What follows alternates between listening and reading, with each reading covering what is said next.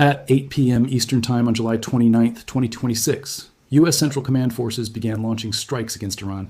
And this time, the target list read differently than most of the previous rounds this month. CENTCOM said its assets struck dozens of Islamic Revolutionary Guard Corps targets across the country, including military command centers, missile and drone facilities, coastal surveillance and defense sites, and maritime capabilities.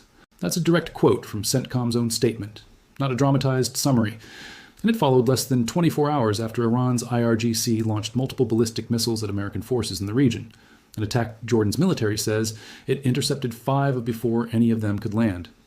Before we get into exactly what these coastal hideouts actually are, why the U.S. military went after them specifically this time, and what President Trump said in the hours leading up to this strike, let's walk through the full sequence properly, because there's a lot of real, sourced detail here that's more interesting than any exaggerated headline could capture on its own. If you want the accurate version instead of the panicked one floating around online, stick with this all the way through. Subscribe if you haven't. Drop a comment with your take once we get through it. And let's get into it. Let's start with exactly what happened in the roughly 24 hours before these strikes, because the sequencing tells you almost everything about why the U.S. response looked the way it did. On Tuesday night, Iran's Islamic Revolutionary Guard Corps launched multiple ballistic missiles toward American forces stationed in the Middle East. CENTCOM would later describe this as an attempted surprise attack, a phrase worth sitting with, because it signals the Pentagon viewed this specifically as an attempt to catch American forces off guard, rather than another round of the more telegraphed, expected retaliatory fire this war has produced almost weekly since February. Jordan's military confirmed its air defenses intercepted 5 of the incoming missiles early Wednesday local time, successfully knocking them down before they reached their intended targets. This came just hours after Iran's IRGC had separately announced strikes on American military targets inside Jordan itself, meaning Jordan found itself absorbing 2 distinct waves of Iranian military activity within a single stretch of hours. First, a direct strike claim against U.S. assets on its territory, then a follow-on wave of ballistic missiles it had to physically shoot out of its own sky. President Trump responded almost immediately, and his language left very little room for ambiguity about what was coming next. Speaking to reporters in the Oval Office on Wednesday, he said plainly, "We're going to be hitting them very hard because it's our turn to hit them. They know it's coming." He separately told Fox News that Iran is going to get a beating in direct response to the attempted attack on American forces. Oil prices jumped on that Wednesday morning specifically in reaction to Trump's comments, a reminder that markets in this conflict have learned to treat presidential rhetoric about Iran as a leading indicator worth pricing and well before any actual strike footage appears. By that evening, CENTCOM had followed through exactly as promised, launching the strike wave at 8 p.m.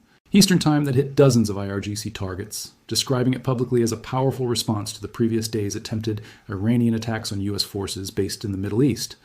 Now let's actually unpack what these coastal surveillance and defense sites and maritime capabilities really mean in practice, because this is genuinely one of the more interesting and underexplained parts of Iran's entire military posture throughout this war. Iran's coastline along the Persian Gulf and the Gulf of Oman is dotted with what amounts to a distributed, deliberately camouflaged network of missile storage, radar, and small boat staging points, built specifically to blend into ordinary civilian and fishing infrastructure.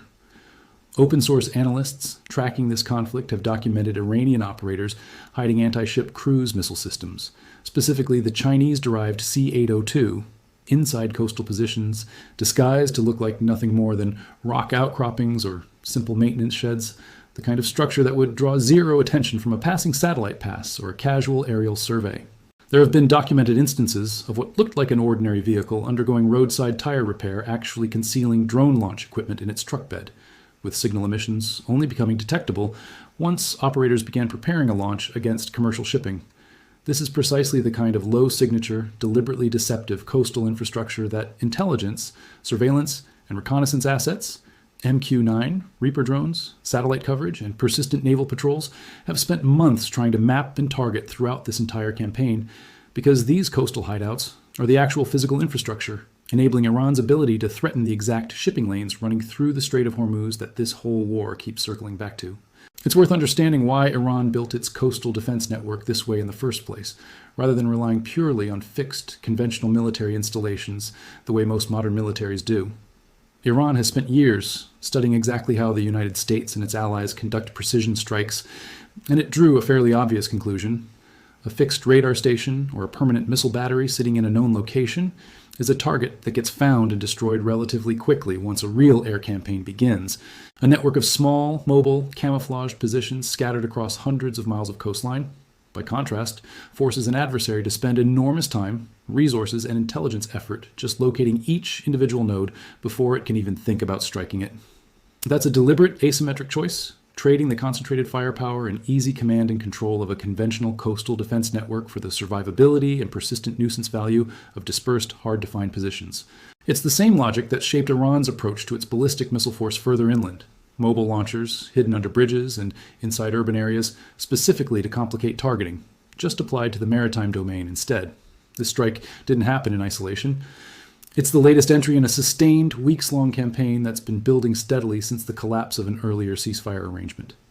To understand the scale of what's already been happening along Iran's coast this month alone, it helps to walk through the pattern night by night. On July 20th, CENTCOM executed a 3-hour wave of airstrikes marking the 9th consecutive night of offensive operations, specifically targeting command centers, air defense positions, coastal surveillance nodes, and drone launch sites, all aimed at dismantling what CENTCOM described as the operational chain, coordinating Iranian attacks on merchant shipping.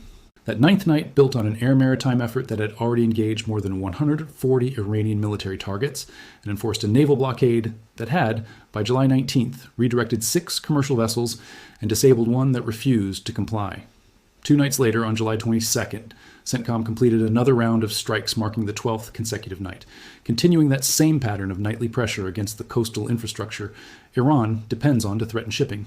Earlier in that same stretch, during a 5-hour mission, U.S. forces struck military targets across a specific list of Iranian coastal cities: Bushehr, Chabahar, Jask, Konarak, Abu Musa, and Bandar Abbas, employing precision munitions specifically against Iranian coastal defense systems, missile and drone sites, and maritime capabilities. If those city names sound familiar, it's because they're strung along almost the entire southern Iranian coastline, from the mouth of the Persian Gulf near the Strait of Hormuz all the way toward the Gulf of Oman, which tells you this wasn't a narrow, localized strike. It was a campaign designed to work through Iran's coastal defense network in its entirety, rather than hitting 1 or 2 symbolic targets and calling it finished. Look closely at that specific list of coastal cities, and it reads almost like a map of Iran's entire southern maritime frontier. Bushehr sits near Iran's main civilian nuclear power facility and has long doubled as a hub for naval activity in the northern Gulf. Chabahar and Jask both sit further east along the Gulf of Oman coastline, positioned specifically to give Iran reach over vessels transiting well outside the narrow confines of the strait itself, extending Tehran's maritime harassment capability beyond just the choke point everyone focuses on. Bandar Abbas is Iran's largest port on the Gulf and functions as the primary hub for its regular naval forces. Abu Musa is a small, disputed island Iran has occupied for decades, specifically because of its position-controlling approaches into the strait. Striking across every single one of these locations within the same 5-hour mission tells you CENTCOM wasn't just responding to a single provocation with a single retaliatory strike. It was working methodically through the entire geographic backbone of Iran's coastal defense and surveillance apparatus in one coordinated sweep. The scale of the broader campaign across just a few days in mid-July is genuinely striking when you add up the numbers CENTCOM has put out publicly. Across 2 rounds of strikes on a single Tuesday and Wednesday, American forces hit roughly 170 targets. On the Saturday, before that, U.S. forces hit roughly 140 Iranian military targets in a single night, using precision munitions launched from land and sea-based fighter aircraft, drones, and naval vessels, striking missile and drone sites, naval capabilities, ammunition storage facilities, communications networks, and coastal surveillance locations. And for the first time in this specific stretch of the campaign, CENTCOM confirmed it used one-way attack sea drones alongside its more familiar aerial drone and naval vessel strikes, specifically going after small boats. The fast, difficult-to-track vessels Iran has repeatedly used to harass and threaten commercial shipping at close range. That detail matters, because small boat swarms represent exactly the kind of asymmetric, hard-to-detect threat that traditional naval assets struggle against, and deploying sea-based one-way attack drones specifically to counter them shows the U.S. military adapting its own tactics in real time to match the specific evolving nature of what Iran has been doing along its own coastline. This tactical shift towards sea drones deserves a little more explanation because it represents a genuinely new chapter in how this naval standoff has been fought. For most of this war, the primary tools for dealing with Iranian fast boats and small craft harassment had been fixed-wing aircraft, helicopters, and naval gunfire from destroyers and frigates already on station in the Gulf. Those methods work, but they're relatively expensive to sustain continuously across the sheer number of small, scattered contacts Iran can generate along its coastline at any given time. A one-way attack sea drone is a cheaper, more expendable option that can loiter closer to the actual threat, watch for exactly the kind of small boat movement that precedes a harassment attempt or a mine-laying run, and strike without putting a manned vessel or aircraft anywhere near the immediate risk zone. Using them for the first time in this specific stretch of the campaign signals that CENTCOM has been iterating on its own approach throughout this war, rather than simply repeating the same fixed set of tactics from the opening weeks all the way through to now. CENTCOM's stated objective throughout all of this has been remarkably consistent in its own public messaging. After the Sunday strikes that hit those 140 targets, the command said its forces remained postured and prepared to ensure that freedom of navigation in the Strait of Hormuz remains available to commercial shipping, despite what it called Iran's continued unwarranted aggression, harassment, threats, and arbitrary declarations. That phrase, arbitrary declarations, is a pointed reference to Iran's repeated pattern of declaring the strait closed following attacks on individual commercial vessels. Closures that CENTCOM has consistently and publicly contested, even while continuing to strike the coastal infrastructure that makes those declarations even partially credible in the first place. The economic stakes behind all of this remain enormous and easy to lose track of amid the daily strike-by-strike coverage. The Strait of Hormuz normally carries around 1/5 of all globally traded crude oil and liquefied natural gas exports, and vessel traffic through it has remained heavily depressed throughout this conflict as a direct result of the ongoing tension. Tracking data from the days immediately following this latest round showed at least 14 commercial ships passing through the strait over a 24-hour period, 8 moving into the Persian Gulf and 6 departing into the Gulf of Oman, numbers that remain well below what the waterway carried before this war began, even with CENTCOM's blockade enforcement actively working to keep commercial traffic moving. That gap between pre-war and current traffic levels is worth sitting with for a moment, because it's really the clearest, most honest scorecard available for how well this entire coastal campaign is actually working. CENTCOM can point to hundreds of destroyed targets, dozens of successful strike waves, and a formally reinstated naval blockade, but the number that ultimately matters to the global economy is how many ships are actually willing to make the transit on any given day, and how much it costs them in insurance and risk premiums to do so. 14 commercial vessels crossing in a 24-hour window, even with a mix of cargo ships and tankers moving in both directions, still represents a meaningfully cautious shipping industry, one that hasn't yet concluded the coastal threat has been reduced enough to fully resume normal operating tempo. That's the real, practical test of whether these coastal hideout strikes are succeeding, not the target count CENTCOM releases each morning, but whether the shipping industry itself starts quietly voting with its own vessels that the risk has genuinely subsided. It's worth being honest and precise about the cost of this campaign, too, because strike-by-strike accounting that only covers the offensive side of the ledger gives an incomplete picture. Iranian counterstrikes involving ballistic missiles and attack drones launched across Jordan, Iraq, Kuwait, and Bahrain throughout this stretch of the war have killed 17 U.S. service members, according to CENTCOM's own reporting. Separately, one American service member was killed and another wounded during what CENTCOM described as a controlled detonation of unexploded ordnance from a downed Iranian one-way attack drone in northern Iraq. A reminder that even successfully intercepted Iranian weapons can still leave behind real, lethal hazards well after the immediate threat of impact has passed. This war has not been a one-sided demonstration of American technological superiority. Playing out without consequence, it has produced real, ongoing American casualties, even as CENTCOM's own strike numbers have climbed into the hundreds of targets destroyed. It's worth putting that 17 figure in perspective against the sheer scale of the offensive campaign running alongside it, because the contrast is genuinely stark. On one side of the ledger, hundreds of Iranian targets destroyed across dozens of separate strike waves, a naval blockade actively redirecting and disabling vessels attempting to breach it, and an entire coastal defense network being systematically dismantled position by position. On the other side, 17 American lives lost to Iranian counterstrikes spread across 4 different countries, plus additional losses from secondary hazards like unexploded ordnance, a toll that's mounted gradually rather than in any single catastrophic incident, which is part of why it hasn't dominated headlines the way a single mass casualty event would have. But gradual, distributed losses across a 5-month campaign still add up to a real and serious human cost, one that deserves to be weighed honestly alongside every strike total CENTCOM releases, rather than treated as a footnote to the larger, more dramatic story of coastal hideouts being destroyed. There's also a genuinely difficult and serious controversy tied to this broader campaign that deserves honest treatment rather than being glossed over, because it directly bears on how this entire war is being scrutinized both inside and outside the United States. Democratic Representative Yasamin Ansari has publicly described a February 28th U.S. strike on the Shajareh Tayyiba school in Manab, which reportedly killed 168 children and 14 adults, as what she called a war crime and a national shame. Reporting has indicated that a government investigation into that specific strike has sat for months with a military command without a public resolution. This is a serious, documented allegation from a sitting member of Congress about one of the earliest strikes of this entire war, and it's worth including here precisely because an honest accounting of this campaign has to include the genuinely disputed and troubling episodes alongside the strikes CENTCOM characterizes as precise and successful. Whatever the eventual outcome of that investigation, the fact that it remains unresolved months later is itself part of the real, current record of how this war has been fought and how it's being evaluated by those responsible for oversight of it. Iran, for its part, has continued to make its own claims about what it's managed to hit throughout this exchange, and it's worth understanding how to read those claims properly rather than taking them at face value in either direction.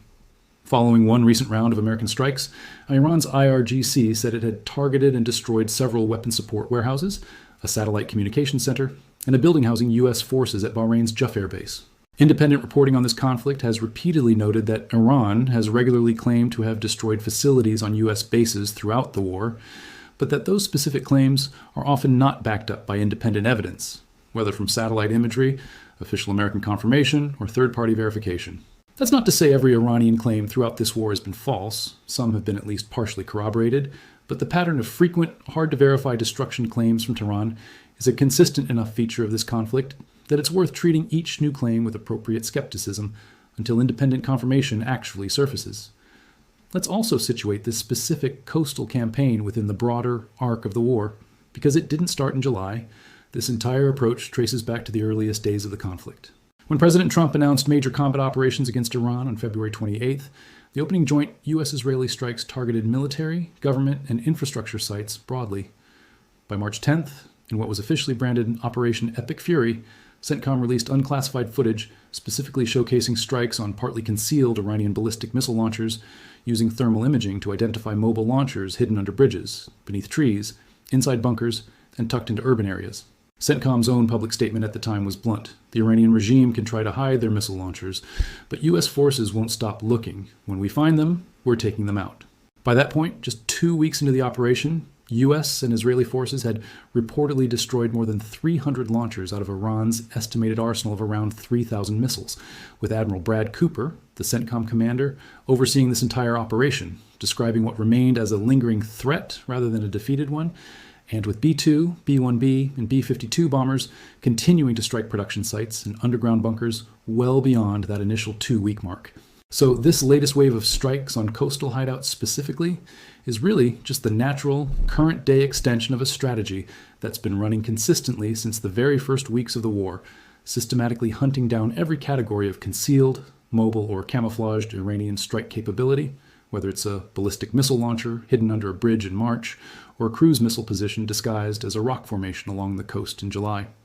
There's a natural evolution visible if you compare those early March strikes to what's happening now in late July, and it tells you something about how this entire campaign has matured over 5 months of fighting. The opening weeks were dominated by inland targets, ballistic missile launchers, production facilities, underground bunkers, the kind of infrastructure tied to Iran's ability to strike distant fixed targets like cities and military bases. As that inland missile force got progressively degraded, with hundreds of launchers destroyed out of an estimated arsenal of thousands, the operational center of gravity for this war shifted increasingly toward the coast and toward the Strait of Hormuz specifically, precisely because Iran's own strategy adapted in response, leaning more heavily on cheaper, more dispersed maritime harassment once its more expensive, harder to replace ballistic missile capability had been substantially thinned out. In that sense, tonight's coastal hideout strikes aren't a separate campaign from the ballistic missile hunt that opened this war. They're the next chapter of the exact same underlying fight, just following Iran's own strategic adaptation as it happened. What makes the coastal target set specifically important, arguably more important in some ways than the inland ballistic missile hunt that dominated the opening weeks of this war, comes down to exactly what those coastal positions enable Iran to do. Ballistic missiles and drones launched from inland Iranian territory travel long distances toward fixed targets like American bases or Allied cities, giving American and Allied air defense networks meaningful time and geometry to detect, track, and intercept them. Coastal positions are a different problem entirely, because a cruise missile, a fast boat, or a naval mine launched from a hidden position directly along the shipping lanes themselves gives a commercial vessel or a naval patrol boat only seconds to react, if that.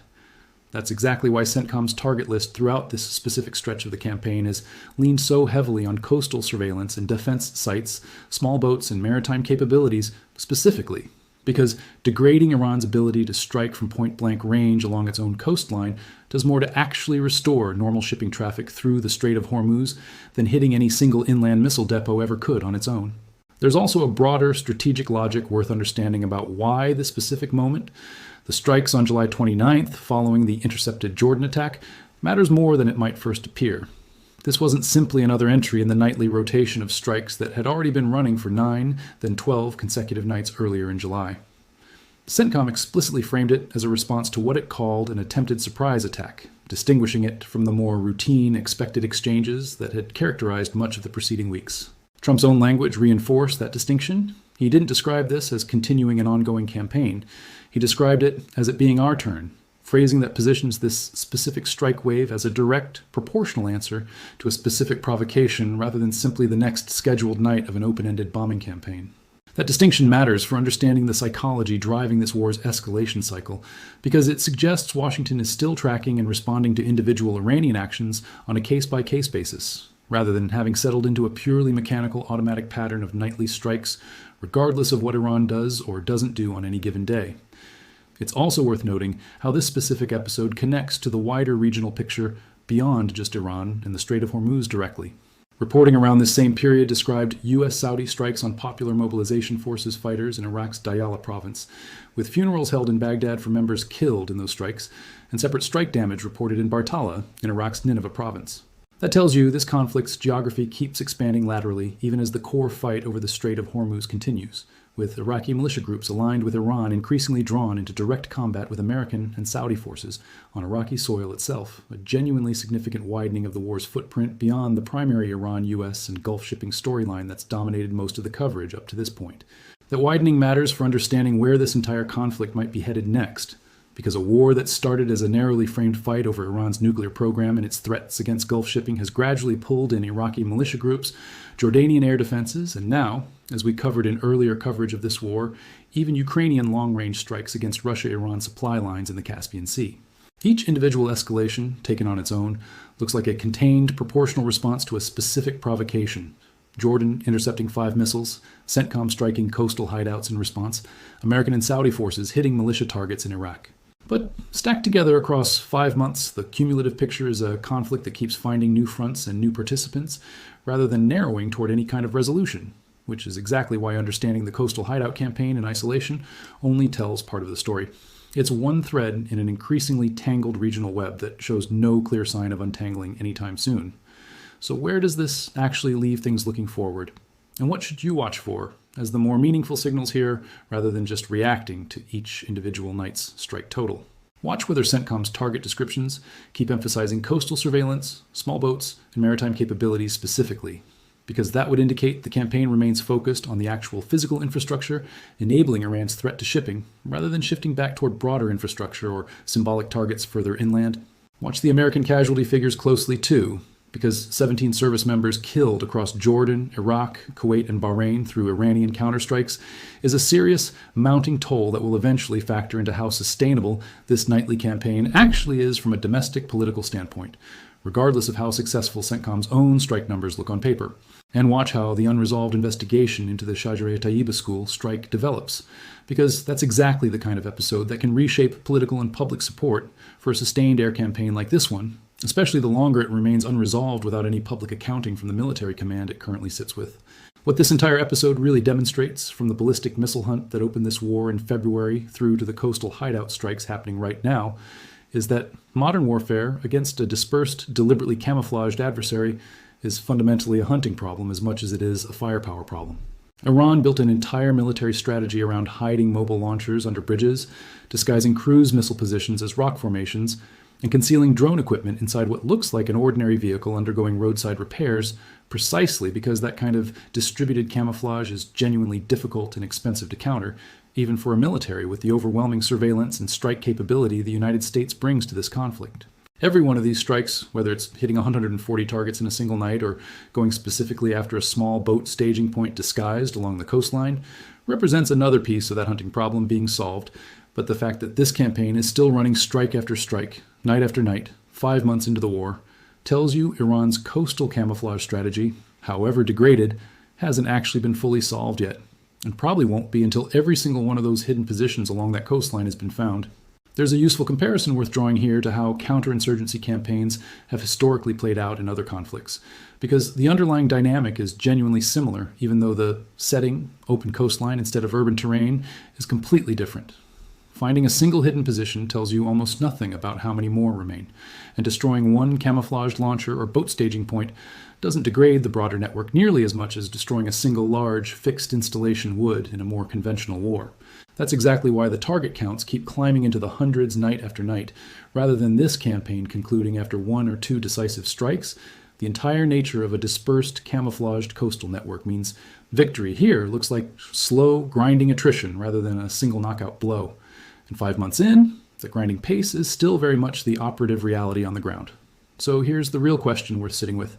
Do you think this shift towards specifically targeting coastal surveillance, small boats and maritime hideouts, actually represents the endgame phase of restoring normal shipping through the Strait of Hormuz?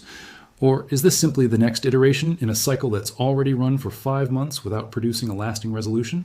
And given that American casualties are now sitting at 17 dead from Iranian counterstrikes across 4 separate countries, plus additional losses from incidents like the unexploded ordnance detonation in Iraq, do you think domestic political pressure eventually forces a change in strategy?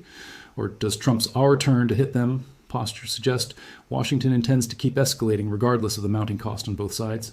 Let me know what you think in the comments. I genuinely like to hear how people are weighing the military progress against the human and economic cost here, because there's a real meaningful tension between those two things that's easy to lose sight of if you're only tracking the nightly strike totals, and reasonable, well-informed people looking at the exact same set of numbers can genuinely land in very different places about whether this campaign is actually working. If this breakdown helped you understand what's actually happening along Iran's coastline instead of just the dramatic headline, share it with someone who's been trying to follow this war closely. And subscribe if you want to keep tracking how this campaign develops, because between the ongoing hunt for these coastal hideouts, the unresolved questions around civilian casualties, and Trump's clear signal that more strikes are coming, this is very unlikely to be the last night like this one, and there's real value in understanding the actual pattern behind it, rather than reacting fresh to every new headline as it lands. Thanks so much for watching, and we'll be back the moment there's real movement to report, whether that's another wave of strikes along the coast, a further widening of this conflict into new territory, or eventually some genuine sign that this cycle is finally beginning to wind down.